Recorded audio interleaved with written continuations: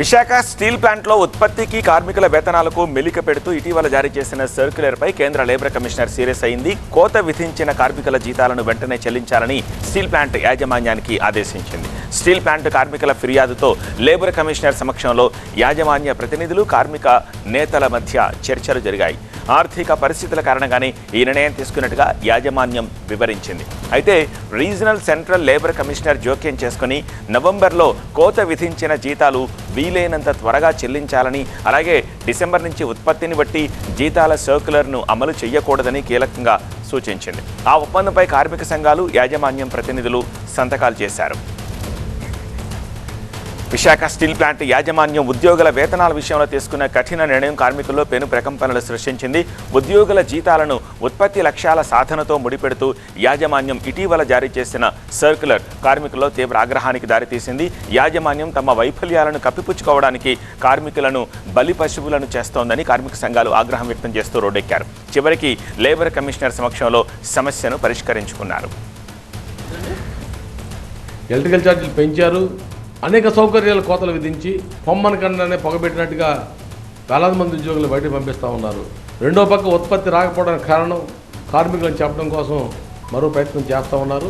దీనిలో భాగంగా నేను ఇచ్చిన సర్కులను ఛాలెంజ్ చేస్తూ లేబర్ అధికారులకు మనం పెట్టినటువంటి అర్జీ మేరకు ఇవాళ మీటింగ్ జరిగింది. ఆ మీటింగ్లో లేబర్ అధికారులు చర్చల సందర్భంగా ఏదైతే నెల జీతంలో 12 కోట్ల రూపాయలు కోతలు విధించారో వెంటనే చెల్లించండి అని చెప్పేసి ఒకటి. రెండోది, మీరు ఇచ్చిన సర్కులరు అది ఇన్సెంటివ్ల పనికి వస్తే తప్ప జీతాలు పనికిరాదని చెప్పారు. చెబుతూనే దీన్ని ఎట్టి పరిస్థితుల్లో కూడా వచ్చే వాళ్ళకి దీన్ని అమలు చేయడానికి వీలు లేదని చెప్పేసి కూడా ఒక ఆర్డర్ అనేది లేబర్ అధికారులు వేయడం జరిగింది. వారికి ధన్యవాదాలు తెలియజేస్తా ఉన్నాం. విశాఖ నుంచి మా ప్రతినిధి ఖాజా మరింత సమాచారం అందించేందుకు లైవ్లో సిద్ధంగా ఉన్నారు. ఖాజా, ప్రస్తుతానికైతే సమస్య పోయింది, బట్ ఆ సర్క్యులర్ని వెనక్కి తీసుకోవాలన్న డిమాండ్ పట్ల యాజమాన్యం రియాక్షన్ ఎలా ఉంది అండ్ కార్మికులు ఏమని చెప్తున్నారు? ఖచ్చితంగా ఈ నేపథ్యంలోనే ప్రధానంగా సెంట్రల్ రీజనల్ లేబర్ కమిషనర్ ప్రధానంగా అటువైపు స్టీల్ ప్లాంట్ యాజమాన్యాన్ని, ఇటువైపు కార్మిక సంఘాలను కూడా పిలిపించి మాట్లాడారు. వాళ్ళతో చర్చలు జరిపారు కార్మిక లేబర్ కమిషనర్ సమక్షంలో. అయితే ఇది ఏదైతే ఉత్పత్తి సామర్థ్యాన్ని బట్టి జీతాలు ఇవ్వాలని నవంబర్ 15న సర్కులర్ ఇచ్చి ఆ సర్కులర్ను నవంబర్ 1 నుంచి ఏదైతే వీళ్ళు కార్మికులు, ఉద్యోగులు పనిచేస్తున్నారో దానికి అమలు చేసి నిన్న తాజాగా నవంబర్ సంబంధించిన జీతానికి కోత విధించి అకౌంట్లలో జమ చేసింది స్టీల్ ప్లాంట్ యాజమాన్యం. దీంతో తీవ్రస్థాయిలో ఆందోళన వ్యక్తం చేసిన కార్మికులు, ఉద్యోగులు ఈరోజు కూడా ఆ స్టీల్ ప్లాంట్ అడ్మిన్ బిల్డింగ్ కార్యాలయం తమ నిరసన తెలిపారు. అప్పటికే ఆ సెంట్రల్ రీజనల్ లేబర్ కమిషనర్కు ఫిర్యాదు కూడా చేశారు. ఇది కార్మిక చట్టాలకు, నిబంధనలకు వ్యతిరేకంగా తమ జీతాలకు కోత పెడుతున్నారు. ఒకనొక సమయంలో 120% వరకు ఉత్పత్తి సాధించిన తమకు ఆ సమయంలో ఎక్కువ శాతం జీతాలు చెల్లించకుండా ఇప్పుడు తక్కువ ఉత్పత్తి సాధిస్తే జీతాల్లో కోత విధిస్తారా? ఇది జీతాలకు వర్తించదు, కేవలం ఇంటెన్సివ్కు మాత్రమే వర్తిస్తుందని కార్మిక సంఘాలు సెంట్రల్ రీజనల్ లేబర్ కమిషనర్ ముందు పెట్టారు. దీంతోపాటు సెంట్రల్ రీజనల్ లేబర్ కమిషన్ ఈ యాజమాన్య సంస్థ ప్రతినిధులను పిలిపించి ప్రశ్నించింది. దీంతో స్టీల్ ప్లాంట్లో ఉన్న ఆర్థిక పరిస్థితులతో పాటు ఈ సర్క్యులర్ జారీ చేయడానికి దారితీసిన అంశాలను కూడా సెంట్రల్ రీజనల్ లేబర్ కమిషన్ ముందు పెట్టారు. అయితే దీనిపై సంతృప్తి చెందని సెంట్రల్ రీజనల్ లేబర్ కమిషన్ వెంటనే ఏదైతే కోత విధించిందో నవంబర్ సంబంధించిన ఉత్పత్తి సామర్థ్యాలను బట్టి 17 నుంచి 33% వరకు ఆయా విభాగాల వారీగా కోత విధించడం, దాన్ని వెంటనే తిరిగి ఉద్యోగులకు చెల్లించాలి. ఎందుకంటే వారి హక్కు కాబట్టి వాళ్ళకి తిరిగి చెల్లించాలి. దీంతోపాటు ఆ సర్కులర్ ఏదైతే ఉందో అది డిసెంబర్ నెలకు కూడా వర్తింపజేయకూడదు. ఎందుకంటే అది ఇన్సెంటివ్ బేస్పై మాత్రమే ఈ ఉత్పత్తి లక్ష్యాలను బట్టి ఈ సర్కులర్ వర్తిస్తుంది, కానీ ఇది జీతాల పై మాత్రం ఇది వర్తించదనేది సెంట్రల్ రీజనల్ లేబర్ కమిషనర్ వాదన. ఈ నేపథ్యంలోనే ఇరు వర్గాలు కూడా ఒక అంగీకారానికి వచ్చాయి. దీంతో సెంట్రల్ రీజనల్ లేబర్ కమిషన్ ఎదుట ఇద్దరు కూడా సంతకాలు చేస్తారు. దీంతో కార్మిక సంఘాలు హర్షం వ్యక్తం చేస్తారు. ప్రధానంగా ఇది కేవలం ఆ కార్మికులపై నెట్టే ప్రయత్నం చేస్తుంది. ఒకవైపు ముడి సరుకు ఇవ్వడం లేదు, దీంతోపాటు స్టీల్ ప్లాంట్లో మెయింటెనెన్స్ జరగట్లేదు, మరోవైపు కాంట్రాక్టు కార్మికులను తొలగించారు, దీంతోపాటు ఉద్యోగులను వీఆర్ఎస్ పేరుతో సాగనమ్ముతూ ఉన్నారు. ఈ క్రమంలో మ్యాన్ పవర్ తగ్గించి ఉత్పత్తి పెంచాలనేది వాదన ఏదైతే ఉందో స్టీల్ ప్లాంట్ యాజమాన్యం దీన్ని తీవ్రంగా ఆ కార్మిక సంఘాలు ఖండిస్తున్నాయి. ముడి సరుకు సక్రమంగా ఇచ్చి చూపిస్తే, సరైన మ్యాన్ పవర్ ఇస్తే ఉత్పత్తి సామర్థ్యానికి మించి ఉత్పత్తి చేసి చూపిస్తామని కార్మిక సంఘాలు గట్టిగా సవాల్ చేస్తున్నాయి. ఈ నేపథ్యంలోనే ఇందులో భాగంగానే ఏదైతే యాజమాన్యం వీళ్ళకి వ్యతిరేకంగా ఏదైతే సర్క్యులర్ జారీ చేసిందో ఉత్పత్తి లక్షణాలు బట్టి ఆర్థిక పరిస్థితులు సాగుగా చూపి దీనిపై సెంట్రల్ రీజనల్ లేబర్ కమిషన్ తీవ్రంగా ఆగ్రహం వ్యక్తం చేసింది. ఒక విధంగా స్టీల్ ప్లాంట్ యాజమాన్యాన్ని ప్రశ్నించింది. అయితే ఈ నేపథ్యంలో రేపు కేంద్ర ఉక్కు శాఖ మంత్రి కుమారస్వామి విశాఖ పర్యటనకు రాబోతున్నారు. అయితే స్టీల్ ప్లాంట్లో జరుగుతున్న పరిణామాలు అంటే ఈ మధ్యకాలంలో స్టీల్ ప్లాంట్లో కొన్ని ప్రమాదాలకు కొన్ని కుట్ర కోణాలు ఉన్నాయని ఒక అనుమానం వ్యక్తం చేస్తూ యాజమాన్యం పోలీస్ కంప్లైంట్ కూడా వచ్చింది. మరోవైపు ఈ జీతాల కోత పరిణామాలు ఇవన్నీ వీటిపై కూడా కార్మిక సంఘాలు తీవ్ర ఆగ్రహం వ్యక్తం చేస్తున్నాయి. దీనిపై రేపు విశాఖకు రాబోయే కుమారస్వామి ని కలిసి ప్రత్యేకంగా తమ గోడలు వినిపించాలని అనుకున్నారు. ఇప్పటికే అపాయింట్మెంట్ కోరారు. ఇంకా అటు నుంచి రిప్లై కోసం వెయిట్ చేస్తున్నారు. మొత్తం మీద ఈ సెంట్రల్ రీజనల్ లేబర్ కమిషన్ ఇచ్చిన ఈ ఊరట కార్మికులకు తీవ్ర ఊరట కలిగిందని చెప్పొచ్చు. ఆల్రైట్ ఖాజా. పార్లమెంట్లోకి కుక్కను తీసుకురావడంపై కాంగ్రెస్ ఎంపీ రేణుకా చౌదరి వెనక్కి తగ్గడం లేదు. రేణుకాపై సభా హక్కుల ఉల్లంఘన తీర్మానానికి బీజేపీ సిద్ధమైంది. ఈ అంశంపై రేణుకా చౌదరి స్పందన కోరారు విలేకరులు. అయితే భౌ భౌ అంటూ బదులిచ్చారు ఆమె. తీర్మానం తీసుకొచ్చినప్పుడు చూద్దాం అన్నారు. పార్లమెంటుకు కుక్కను తీసుకురాకూడదని ఏ చట్టంలో లేదని వివరించారు. గతంలో వాజ్పేయి ఎద్దుల బండిపై వచ్చారని గుర్తు చేశారు రేణుకా. आपके खिलाफ संसद में प्रिविलेज मोशन लाने की तैयारी कर रही है बीजेपी, क्या कहेंगी आप? क्या और क्या बोले मैम, आपके खिलाफ संसद में प्रिविलेज मोशन लाने की तैयारी कर रही है बीजेपी, क्या कहेंगी आप? क्या और क्या बोले కాంగ్రెస్ ఎంపీ రేణుకా చౌదరి మొన్న పార్లమెంటుకు కుక్కను తీసుకురావడంపై దుమారం రేపుతోంది.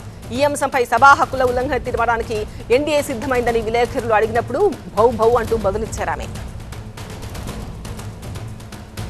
खिलाफ संसद में प्रिविलेज मोशन लाने की तैयारी कर रही है बीजेपी, क्या कहेंगी आप? क्या और क्या बोले मैम, आपके खिलाफ संसद में प्रिविलेज मोशन लाने की तैयारी कर रही है बीजेपी, क्या कहेंगी आप? क्या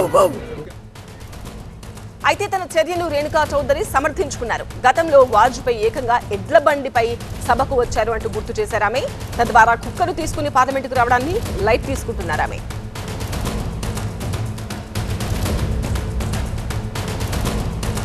देखभाल करती हूँ, मैं करूँगी, आगे भी बढ़ाऊंगी और करूँगा. और यहाँ ऐसा कोई कानून नहीं है कि कुत्ता हाउस में नहीं आएगा, क्योंकि मैं आपको वीडियो दिखाऊंगी. वाजपेयी जी बैलगाड़ी लेके आए थे, बैल लेके आए थे, और ये अपने आप को बड़ा हिंदू हिंदू बोलते हैं. ये मालूम नहीं कि कुत्ता इतना वफादार है कि वो ऊपर तक गई युधिष्ठिर से वही दिखाई कि वफादारी. खैर, वफादारी के बारे में ये क्या जाने. రేణుకా చౌదరి వ్యాఖ్యలను బీజేపీ నేతలు తీవ్రంగా తప్పుపడుతున్నారు. ఆమె వ్యాఖ్యలు కాంగ్రెస్ నేతలకు పార్లమెంటుపై ఉన్న గౌరవానికి అద్దం పడుతున్నాయన్నారు బీజేపీ అధికార ప్రతినిధి షెహజాద్ పూనావాలా. ఇలాంటి మాటలు కాంగ్రెస్ లో చెల్లుతాయని పార్లమెంట్లో చెల్లవని స్పష్టం చేశారు. देखिए, कांग्रेस पार्टी पार्लियामेंट के विषय में क्या सोचती है और उनकी किस प्रकार की सामंती सोच है, संवैधानिक सोच नहीं है, ये इसका परिचय है. पहले दिन पर रेणुका जी ने पार्लियामेंट मतलब लोकतंत्र के मंदिर में कुत्ता लाने का काम किया. कुत्ते से किसी को परेशानी नहीं, पर उन्होंने कहा कि अंदर बैठने वाले मतलब पार्लियामेंट के सफाई कर्मचारी, पार्लियामेंट के सिक्योरिटी कर्मचारी, एमपीज, ये कुत्ते हैं. दूसरे दिन पर कल सेना का उन्होंने अपमान किया कि सेना पर जुल्म हो रहा है. और आज जब पत्रकारों ने मतलब चौथे स्तंभ ने उनसे प्रिविलेज मोशन संवैधानिक प्रक्रिया के बारे में पूछा, तो संवैधानिक प्रक्रिया के विषय में वो बोलती है भाव भाव. अब हो सकता है कांग्रेस में ये भाषा चलती होगी, क्योंकि वहाँ पे पिद्दी की अहमियत है, पीपल की नहीं, जानवरों की अहमियत है, जनता की नहीं. 2 రోజుల క్రితం కుక్కను పార్లమెంట్లోకి తెచ్చిన రేణుకా చౌదరి అప్పుడు చేసిన వ్యాఖ్యలు రచ్చకు దారితీశాయి. ఇది కరిచే కుక్క కాదు, లోపల కరిచే వాళ్ళు ఉన్నారు అంటూ కామెంట్ చేశారు ఆమె. రేణుకా చౌదరి వ్యాఖ్యలపై ఎన్డీఏ ఎంపీలు తీవ్ర అభ్యంతరం తెలిపారు. ఇదే అంశాన్ని పదే పదే విలేకరులు ప్రశ్నించినప్పుడు ఆమె భౌభౌ అంటూ బదులిచ్చారు. పార్లమెంట్లో భద్రతా ఉల్లంఘనలపై ఆమెకు సభా హక్కుల నోటీసు ఇవ్వాలని కేంద్రం భావిస్తుంటే చూద్దాంలే అంటూ రేణుకా చౌదరి కౌంటర్ ఇచ్చారు. के खिलाफ संसद में प्रिविलेज मोशन लाने की तैयारी कर रही है बीजेपी, क्या कहेंगी आप? क्या और क्या बोले मैम, आपके खिलाफ संसद में प्रिविलेज मोशन लाने की तैयारी कर रही है बीजेपी, क्या कहेंगी आप? क्या టీవీ9 ఢిల్లీ బ్యూరో చీఫ్ గోపీకృష్ణతో మాట్లాడదాం. గోపీకృష్ణ, రేణుకా చౌదరిపై ఎలాంటి యాక్షన్ కు సిద్ధమవుతున్నారు? అలాగే ఆమె ప్రతిదాన్ని లైట్ తీసుకుంటున్నట్టుగా కనిపిస్తోంది, ఏం చేయబోతున్నారు? ఎస్ సార్, పార్లమెంట్కి కుక్కను తీసుకురావద్దన్న నిబంధన ఏమీ లేదు. ఒకవేళ నా పైన సభా హక్కుల ఉల్లంఘన నోటీస్ ఇస్తే దానికి నేను స్పందిస్తాను. దీనికన్నా చాలా సీరియస్ ఇష్యూస్ ఉన్నాయి, వాటిపైన చర్చించాలని చెప్పి ఆవిడ చెప్తున్నారు. ఆవిడ కుక్కను తీసుకెళ్ళడం, అలాగే ఆమె చేసిన కామెంట్స్కి సంబంధించి ఆమె ఏమాత్రం కూడా భయపడడం లేదు, ధీటుగా ఆమె సమాధానం ఇస్తున్నారు. కుక్కను మీరు అది ఎవరినైనా కరిస్తే ఏంటి అని చెప్పి అడిగినప్పుడు కరిచే వాళ్ళు పార్లమెంట్ లోపల ఉన్నారు, వాళ్ళు పాలించే వాళ్ళు కరిచే వాళ్ళు అని చెప్పి మొదట కామెంట్ చేయడం వివాదాస్పదమైంది. దీనిపైన బీజేపీ చాలా సీరియస్గా రియాక్ట్ అవ్వడం జరిగింది. పార్లమెంటేరియన్ అవమానించేలా ఇటు రేణుకా చౌదరి మాట్లాడారు. ఆ పైన రాజ్యసభ చైర్మన్ చర్యలు తీసుకోవడానికి ఫిర్యాదు చేస్తూ ఉన్నారు. అలాగే సభా హక్కుల ఉల్లంఘన నోటీస్ ఇచ్చేందుకు కూడా వాళ్ళు ప్రస్తుతం కసరత్తు చేస్తున్నారు. సో దీనికి సంబంధించి ఈరోజు అడగగా భౌభౌ అంటూ ఆమె మరోసారి ముఖ్యంగా ఏం చేసినా సరే నేను దానికి సిద్ధంగా ఉన్నాను, దానికి నేను సమాధానం ఇస్తాను అని చెప్పి మాట్లాడారు. ఎందుకంటే గతంలో వాజ్పేయి ఎడ్ల బండి పైన పార్లమెంట్కి వచ్చారు. సో అప్పుడు లేని నిబంధనలు ఇప్పుడు ఎలా వచ్చాయని చెప్పి ఆవిడ మాట్లాడడం జరిగింది. సో ఖచ్చితంగా ముఖ్యంగా ఎస్ఐఆర్ సందర్భంగా పార్లమెంట్లో చర్చ లేదు, బిఎల్ఓలు అనేక మంది చనిపోతున్నారు, దానిపైన చర్చ లేదు, ఢిల్లీ వాయు కాలుష్యం వల్ల ప్రజలు చనిపోతున్నారు, దానిపైన చర్చ లేదు, ఈ విధంగా ప్రకృతి విపత్తులు, ఈ విధంగా అనేక అంశాలపైన కీలక అంశాలు మానేసి నేను కుక్కను తీసుకురావడం, ముఖ్యంగా అది కారులో తన వెంట వచ్చింది, దానికి సంబంధించి కూడా రేణుకా చౌదరి వివరణ ఇచ్చారు. రోడ్డుపై వస్తున్నప్పుడు పార్లమెంట్ మొదటి రోజు 2 వాహనాలు ఢీకొన్నాగా అక్కడ కుక్క కనిపించింది. సో దానికి ఏమైనా అవుతుందేమో అని చెప్పి దాన్ని నేను పికప్ చేసుకుని నాతో పాటు తీసుకొచ్చి పార్లమెంట్ లోపల కారు నుంచి కిందకు కూడా దిగలేదు, కారులో వచ్చింది, కారులో వెళ్ళిపోయింది, నా ఇంటికి వెళ్ళిపోయి దాన్ని చూసుకోమని చెప్పాను అని చెప్పి ఆవిడ వివరణ ఇచ్చారు. సో ఆవిడతో పాటు పార్లమెంట్ లోపలికి, ముఖ్యంగా పార్లమెంట్ లోపలికి ఎవరు వచ్చినా సరే వారికి పాస్ అది వ్యాలిడ్ ముఖ్యంగా చెకింగ్స్ తర్వాత రావడం జరుగుతుంది, అనుమతించడం జరుగుతుంది. సో ప్రోటోకాల్ ఉల్లంఘన జరిగింది అన్నది సెక్యూరిటీ వాదనగా ఉంది. సో పార్లమెంట్ నిబంధనలు ఉల్లంఘించారన్నది సెక్యూరిటీ వాదనగా ఉంది. సో దీనిపైన అడిగినప్పుడే ఆవిడ అసలైన వాళ్ళు కరిచే వాళ్ళు లోపల ఉన్నారని చెప్పి మాట్లాడడం, సో అది రాజకీయంగా వివాదాస్పదమైంది. ఆ తర్వాత ఈరోజు మీపై ప్రివిలేజ్ మోషన్ పెట్టడానికి సిద్ధమవుతున్నారు అనగా కూడా ఆవిడ ఒకవేళ అటువంటి నోటీస్ ఏదైనా ఇస్తే నేను ఖచ్చితంగా దానిపైన స్పందిస్తాను, ఇంకా చాలా కీలక అంశాలు ఉన్నాయని చెప్పి ఈ అంశాన్ని చాలా లైట్ తీసుకుంటున్న పరిస్థితి. సో రాహుల్ గాంధీ కూడా నిన్న డాగ్ ఇష్యూ చాలా కీలకమైపోయింది అని చెప్పి కూడా ఆయన మాట్లాడడం జరిగింది. ఎస్ఐఆర్పై వరుస ఆందోళనలు జరుగుతున్న సందర్భంగా. సో ఈ అంశంపైన ముఖ్యంగా ఒకవేళ రాజ్యసభ చైర్మన్ సభలో ఏమన్నా సభా హక్కుల ఉల్లంఘన నోటీస్ కనుక రేణుకా చౌదరికి ఇస్తే కనుక ఖచ్చితంగా ఆవిడ దీన్ని కౌంటర్ చేసే విధంగానే ఆవిడ సిద్ధమైనట్లుగా తెలుస్తుంది. దానికి అనుగుణంగానే ప్రస్తుతం ఆమె స్పందన కూడా ఉన్న పరిస్థితి ఉంది. చాలా కీలక అంశాలు ఉన్నాయి. సో ఇది కేవలం రాజకీయం చేయడానికి ఈ విధంగా ముఖ్యంగా ఈ వ్యవహారాన్ని అంతా కూడా నడిపిస్తున్నారని చెప్పి రేణుకా చౌదరి భావిస్తున్నారు. ఒకవేళ ప్రివిలేజ్ మోషన్ నోటీసులు ఇస్తే కనుక ఖచ్చితంగా దానిపైన స్పందిస్తాను. గతంలో మాజీ ప్రధాని వాజ్పేయి కూడా ఎడ్ల బండి పైన పార్లమెంట్కి వచ్చిన సందర్భాలు ఉన్నాయి. సో అప్పుడు లేని నిబంధనలు ఇప్పుడు ఎలా వస్తాయని చెప్పి కూడా ఆవిడ అడిగే అవకాశం ఉంది. సో చూడాలి మరి ఈ అంశంపై కేంద్రం ఎటువంటి చర్య తీసుకుంటుంది, రేణుకా చౌదరి పైన ప్రివిలేజ్ మోషన్ ఇస్తారా, ఏం చేస్తారో, అలాగే రేణుకా ఎటువంటి సమాధానం ఇస్తుందనేది కూడా మనం వేచి చూడాలి. రైట్ గోపికృష్ణ. థర్డ్ ఎక్స్క్లూజివ్ వార్త, ఐబొమ్మ రవి అరెస్టుతో పైరసీ దందా ముగిసింది అనుకున్నారు, కానీ కొత్త ఆటగాళ్లు వచ్చారు. రవి సృష్టించిన కోట్ల రూపాయల పైరసీ సామ్రాజ్యం ఇంకొందరిని ఆకర్షిస్తోంది. డబ్బు సంపాదించడానికి కొందరు ఐబొమ్మ రవిని ఫాలో అవుతున్నట్లుగా పోలీసులు గుర్తించారు. ఓటీటీ, థియేటర్స్ లో సినిమాలు, వెబ్ సిరీస్లను రికార్డ్ చేసి సోషల్ మీడియాలో పోస్ట్ చేస్తున్న వారిపై ఫోకస్ పెట్టారు. చట్టవిరుద్ధంగా వ్యవహరిస్తే చర్యలు తీసుకుంటామని పోలీసులు వార్నింగ్లు ఇచ్చారు. సినిమా, ఓటీటీ సర్వర్స్ ని హ్యాక్ చేయకుండా కేవలం పైరసీ సినిమాలని కొనుగోలు చేసి డొమైన్లలో అప్లోడ్ చేసినట్లు రవి అంగీకరించాడు.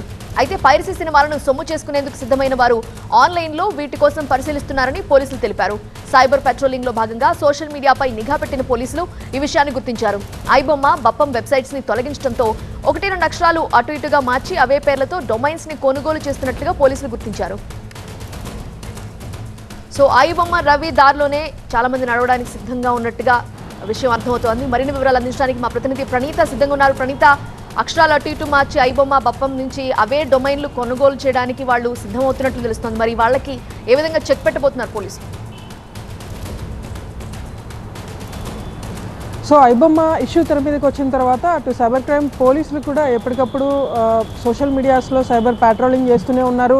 ఎవరైనా సరే అనుమానాస్పద పోస్టులు పెట్టినా సరే, అనుమానాస్పద లింక్స్ క్లిక్ చేసినా సరే వెంటనే సైబర్ క్రైమ్ పోలీసులకి ఇంటిమేషన్ వెళ్ళేలాగా ఈ తరహా ప్యాట్రోలింగ్ని ఆన్లైన్లో సైబర్ క్రైమ్ పోలీసులు చేస్తూనే ఉన్నారు. సో రీసెంట్గా ఐబొమ్మ రవి ఎపిసోడ్ తర్వాత చాలామంది ఈ ఐబొమ్మతో పాటు బప్పం వెబ్సైట్స్కి సంబంధించినటువంటి ఈ డొమైన్స్ ఏవైతే ఉన్నాయో ఈ డొమైన్స్లో 2 అక్షరాలు మార్చి ఒకటే స్పెల్లింగ్ వచ్చే విధంగా ఉన్నటువంటి డొమైన్స్ని కొనుగోలు చేసేందుకు చాలామంది యూత్ ప్రయత్నించినట్టు సైబర్ క్రైమ్ పెట్రోలింగ్ చేసేటువంటి ఆఫీసర్స్ చెప్తున్నటువంటి వర్షన్. సో అట్లా ఎవరైనా చేస్తే వారి మీద చట్టరీత్యా చర్యలు తీసుకుంటాము. ఆల్రెడీ ఐబొమ్మ రవి ఈ తరహా చర్యలకు పాల్పడే ప్రజెంట్ అతను జైల్లో ఉన్నాడు కాబట్టి ఇలాంటి చర్యలకు ఎవరు కూడా పాల్పడవద్దు అంటూ పోలీసులు హెచ్చరిస్తున్నటువంటి పరిస్థితి. మరోవైపు ఐబొమ్మ రవికి సంబంధించి ఇప్పటికే అతని కస్టడీ 2 times ముగిసింది. అయితే 3వసారి కూడా కస్టడీకి తీసుకునేందుకు పోలీసులు ప్రయత్నిస్తున్నారు. ఈ క్రమంలోనే గత 3 కేసులు ఒకేసారి పీటీ వారెంట్ని పోలీసులు ఫైల్ చేయడంతో పాటు ఈ 3 కేసెస్లో కూడా కస్టడీకి ఇవ్వాలని నాంపల్లి కోర్టులో కస్టడీ పిటిషన్ ఫైల్ చేశారు. సో దానికి సంబంధించినటువంటి విచారణ రేపు నాంపల్లి కోర్టులో రానుంది. అండ్ సేమ్ టైం రవికి సంబంధించినటువంటి బెయిల్ సంబంధించినటువంటి పిటిషన్ పైన ఈరోజు తీర్పు రావాల్సింది. ఇంకా రవికి సంబంధించినటువంటి అడ్వకేట్ ఇంకా కోర్టులోనే వెయిట్ చేస్తున్నారు.